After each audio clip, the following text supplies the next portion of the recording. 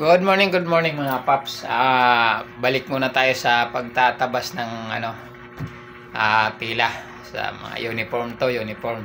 Dinadala to sa ibang bansa yata ito. Kasi malalaki, hindi dito mga tao to. Pinapagawa lang to sa akin, sideline ko rin. Gawa ng hindi tayo makabiyahe ng maayos, gawa yung motor ko ay palyado pa. Hindi tayo makabiyahe sa Move It. Nagpapalya siya, palitan siya ng karburador, pero may na-order na akong karburador.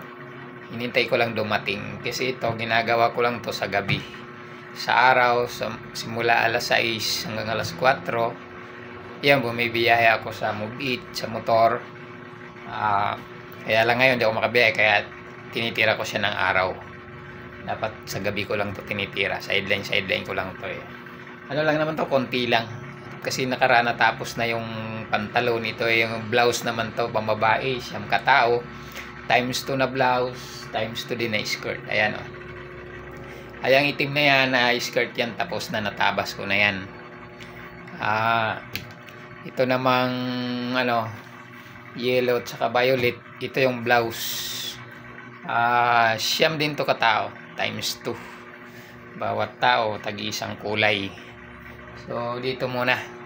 At ayun naman may pa doon tila sa likod. Ayun tila naman yan yan, pang Armani yan, pang pantalon. Ay tira yan ng nakaraan tinabas ko puro pantalon kasi yun nauna. So ito dapat ginagawa ko lang to sa gabi.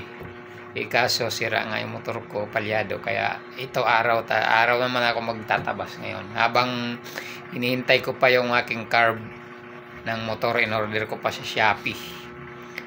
Kasi ang motor ko ay, alam mo na, hirap hanapan ng carb.